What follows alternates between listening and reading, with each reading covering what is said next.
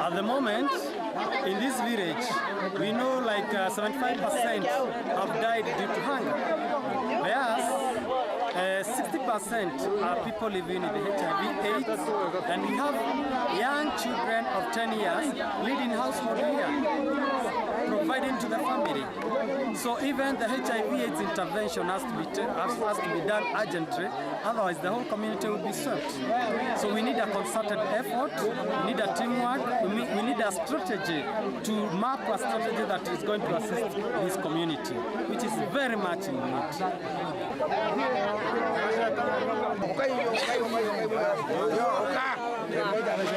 Hatire andå agätiga kårå aya we nĩwe wa mũico kana nĩ maracokera This is how the situation is in Kenya. Families are poverty stricken. You can see on the background, people are fighting for just 2 bags of food that are around here, 2 bags of maize. This is one of the slum areas that is poverty hit, and all over Kenya, 75% of the population are living below the poverty line.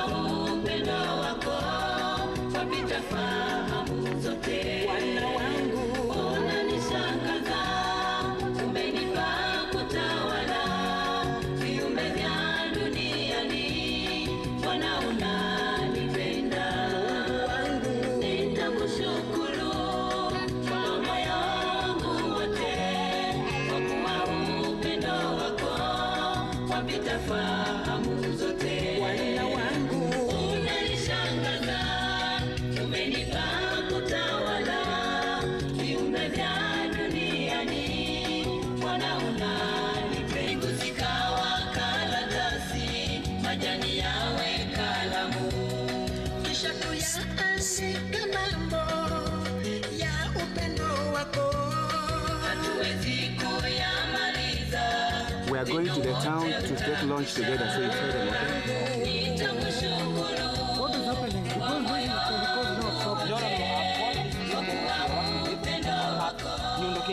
we don't have their flag there. So I want to give them the flag to them. But why don't you give them to go and stay there? Because these people behind, you come and throw stones. I don't like this arrangement.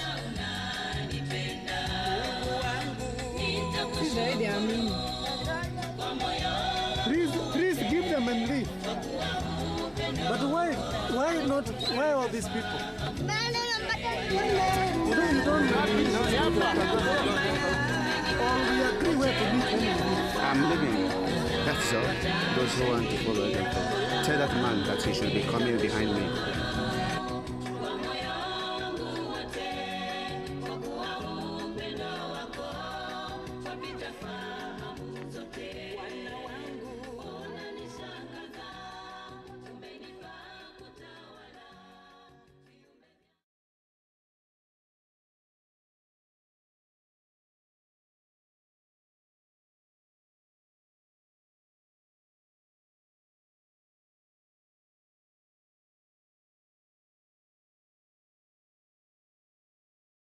There's been a terrible death in Kenya, terrible death of a 15-year-old boy, Isaiah Gakuyu, who was killed apparently because he is HIV/AIDS positive.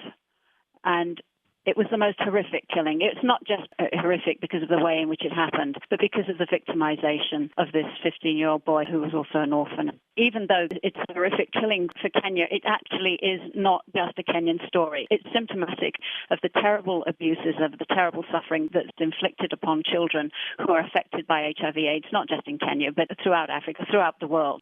the stigma that's attached to children with HIV/AIDS is really an untold story. I mean, I've spoken to children in parts of Kenya who talk about the stone throwing, who talk about the taunts by their teachers of kids who leave school because they feel that they're not welcome there because they're called names. And it's not only that they be victimized by others outside their families, also victimized by their own families. It's something that happens here, but it just happens in so many other places as well. So this is something that has shed such a cruel light on the most vicious abuses that are being inflicted on children. They need an end to this kind of violence. And it's so important in Kenya because really there has been a level of violence here that is cruel and awful. It's not just violence related to HIV/AIDS, but every day in the newspaper there are stories of abuses against children, of sexual exploitation, and really also of extremely young children as well. And again, I have to stress, this isn't just in Kenya. I know that this happens elsewhere in the world, but in Kenya, increasingly, people are really feeling that they've just had enough of this. They want it to stop. We're so hopeful that this is going to be a real rallying cry for people all over Kenya to really take a stand and say, not just that they'll contribute money or anything like that, although there's a fundraising element to this, but that they will take action, and they can take action to stop the violence happening in their own communities. And that's what we're working for. So even though the tragedy of Isaiah's death is so horrible and it's so horrific, really the kind of protest that we saw yesterday has got some real seeds of hope in it.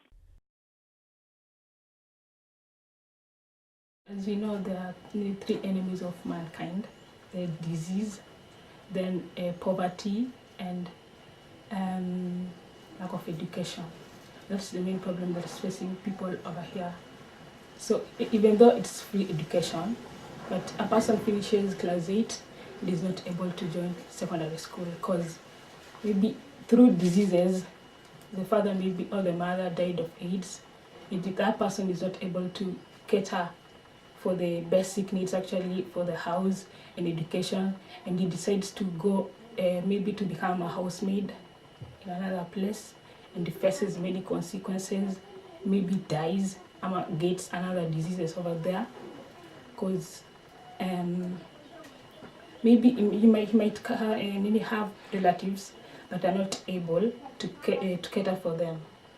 Yeah, that's the main point here: poverty and diseases.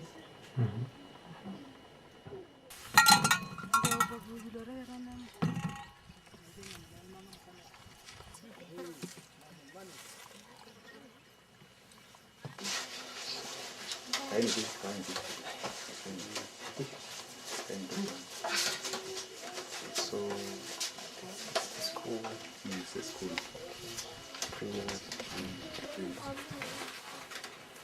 Just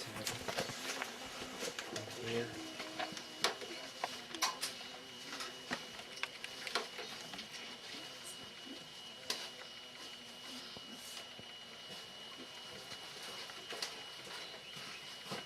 How many pupils are here? 35. 35.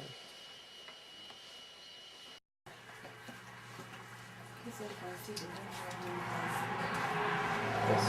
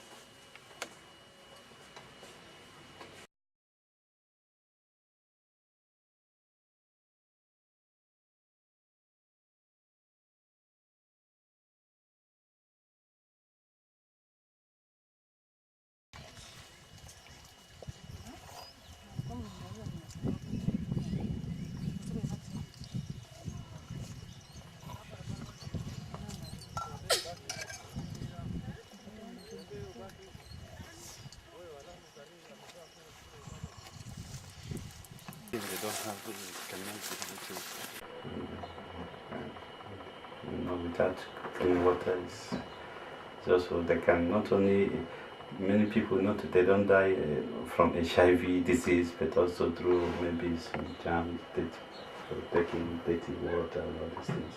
We can get also sickness and all that.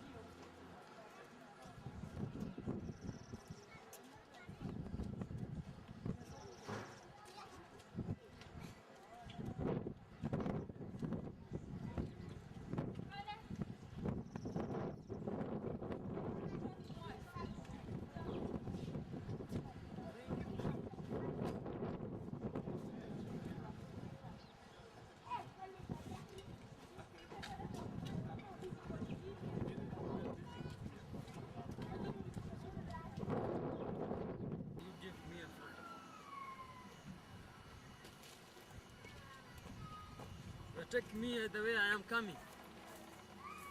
Oh. I mean, the European Union countries, their leaders, there are no willingness to help here. No, that's what I mean. For them to come and help us. They should. Why wouldn't they? They don't want, maybe one reason is because of the issues that I had raised before. Yes. Why wouldn't there be unwillingness? I would ask you, what reasons do they have?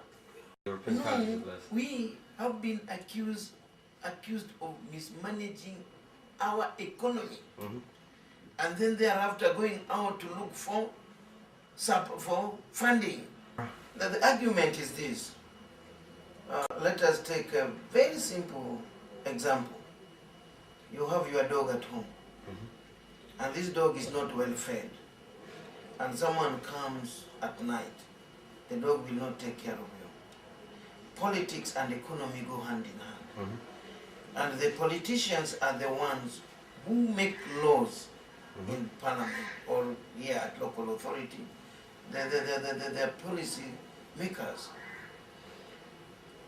Maybe there could have been, because individuals are born differently. You are born different. You can be a politician, but the vision you have is different from him as also a politician. Is it short-term or long-term vision? What is the mission for this politician? And then if he has got positive vision and mission, certainly the economy of the country will improve. They have been elected by electorates.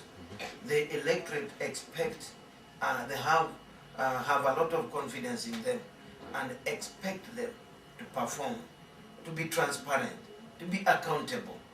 I believe that the mood is that there is, the politicians are willing to assist. They are. You cannot fail to get anywhere in the world. You can't fail to get one or two bad people in life. And I'm telling you, His Worship, the mayors here, civic leaders are here. The mood in the country is that things are changing. Government is fighting corruption. People are ready to work. What they need is just slight input.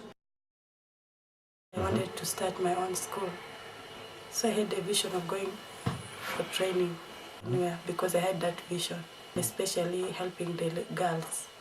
They are neglected in the society.